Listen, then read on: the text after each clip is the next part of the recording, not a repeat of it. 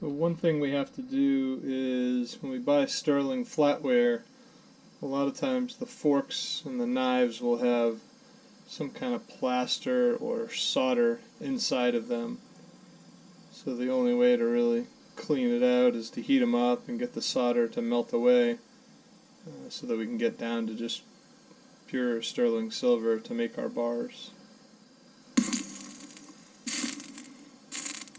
So we have it drop down in the water, obviously, so we don't start a fire. And you'll see the pure silver there that just, or sterling silver that just kind of drops away off the shank of the knife. A lot of times what happens when you're pulling the silver handles off of the knives or forks, some of the solder will get stuck inside. So got to heat it up to try to get it to fall out so that it doesn't mess up the bar and add a bunch of impurities. But usually with a little heat it'll drop out pretty easily.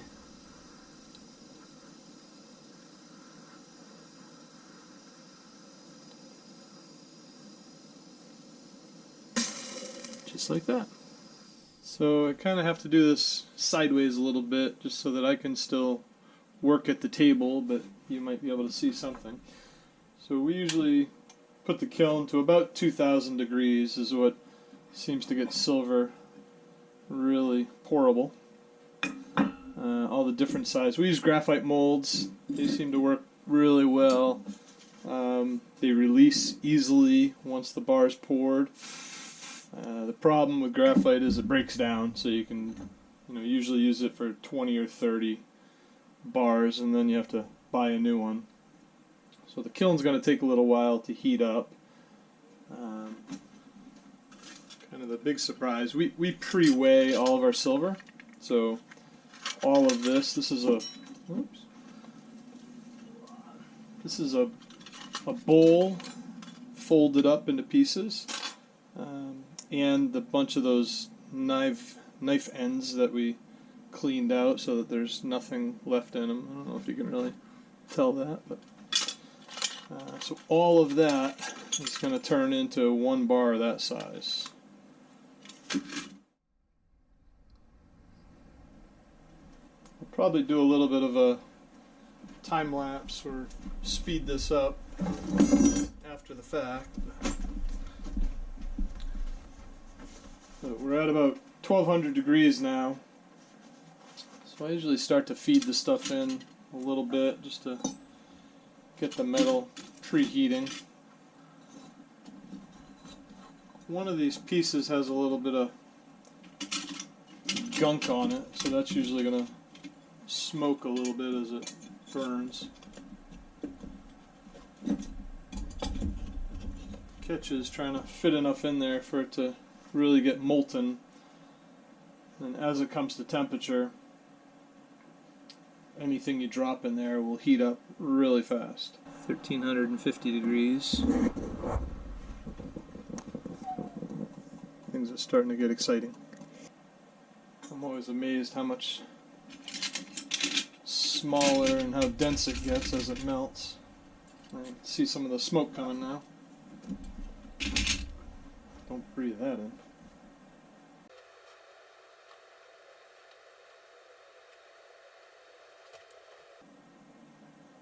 Probably not great for the environment. Usually this stuff is really clean like this is here, if you can tell, but this is essentially just a bowl that's been folded a bunch of times so that it'll fit down into the crucible.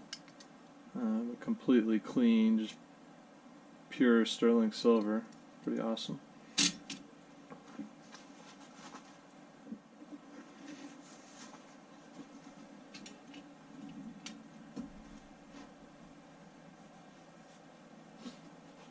Now we're up to a little over 1600 degrees now. So things are going to start getting soft in there. Have a carbon graphite rod, kind of the best way to move things around in there. A lot of times some of the impurities, because sterling is 92.5% silver, so as you stir it up, some of the impurities will come out, so the finished product ends up being a little better than sterling.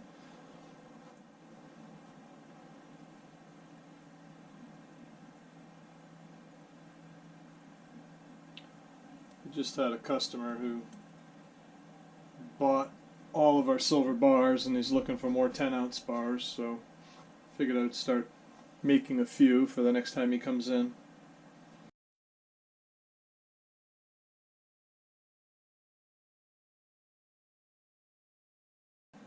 Smoke's finally all gone, so that's good. Yeah, things are getting red. See, it's all kind of disappearing in there now.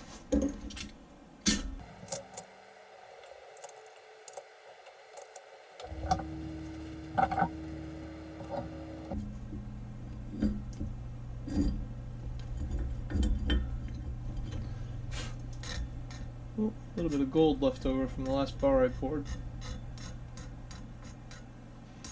I don't want to lose that. You can see everything's just disappearing now. This thick piece is taking a little longer to get soft.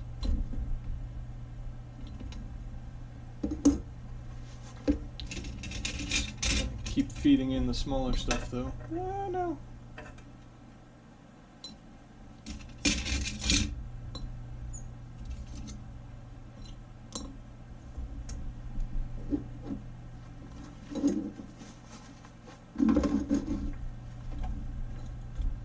There we go.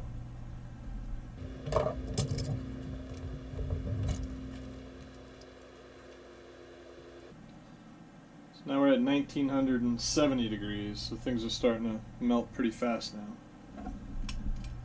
So the rest of that stuff is almost all melted inside. Get the plastic out of the way, things get pretty hot. The tricky part is when you pour the bar,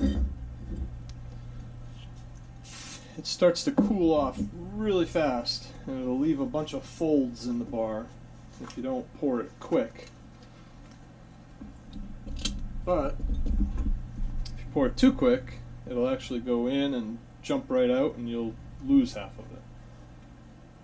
Have to do it all over again. It takes considerably longer to melt it if it's already in a big, sort of ingot.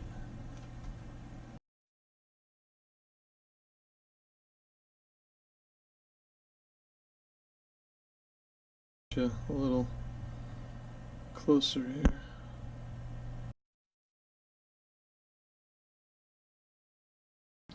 Alright, so we're staying at 2000 degrees now.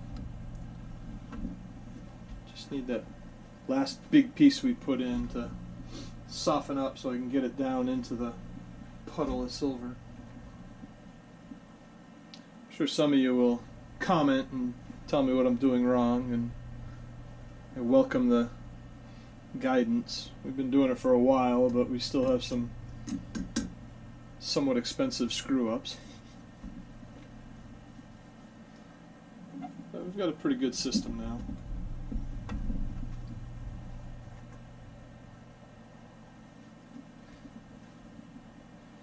Just bought this ingot mold off of Amazon. I feel like I got screwed pretty good on that one. That was supposed to do 1 and 2 ounce gold bars. No chance. They either sold me the wrong one or just a scam.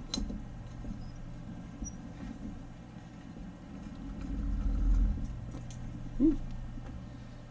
So you can see a little crud came off on the stirring it up.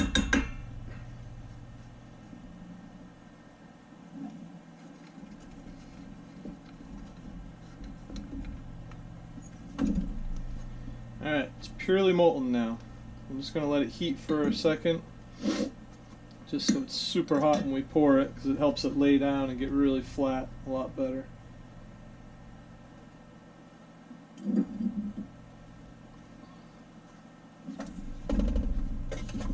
we go.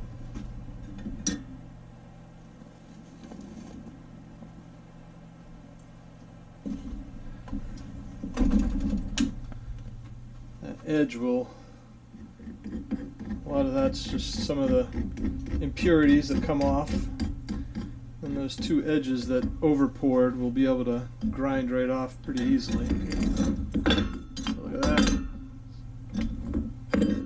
There's a 10-ounce bar. It's worth about $180 at today's prices, give or take.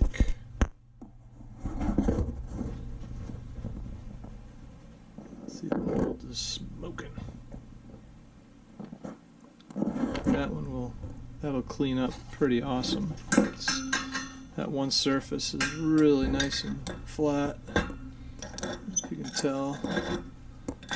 There's a little bit of a divot right here, so that's where it started to cool as soon as I poured it in. That's not bad. That's not bad. This I'll wire brush off in a minute when it cools off, and that'll be amazing how much better that looks. Alright, well, it feels kind of like sacrilege, but I cut off that extra little piece that was on there just to make a cleaner bar. It's going to get loud, but you'll see I'm basically going to grind this so it's smooth, grind that so it's smooth, so you don't have that funky lip on it. And then once I wire brush it, it'll start to look like you want it to.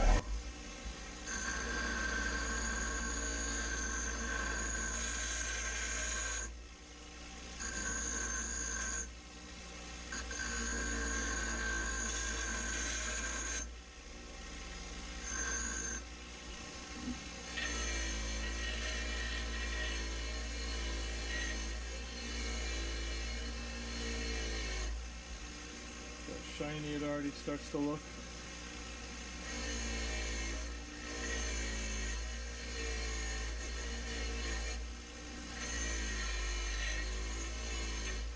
These 10-ounce bars are way easier to work with, but when you're making the little 2-ounce bars, you can mess your fingers up pretty good.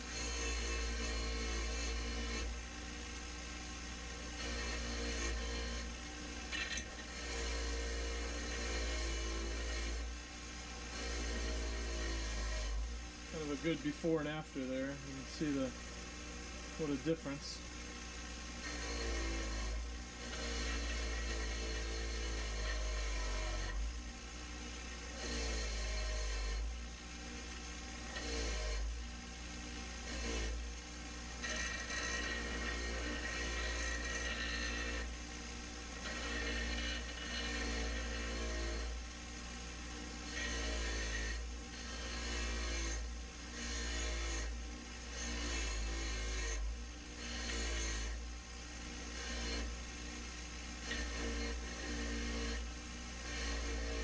Try to wire brush it from every angle so you can really get the crud out of every little crevice.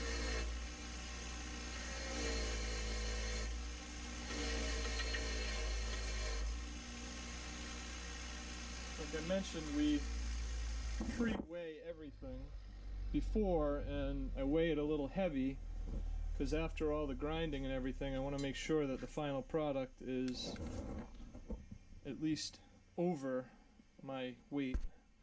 So my goal on this one for 10 ounces is about 310 grams. And there you go, 320. So somebody's going to get a free 10 grams, but not bad. Worked out pretty well.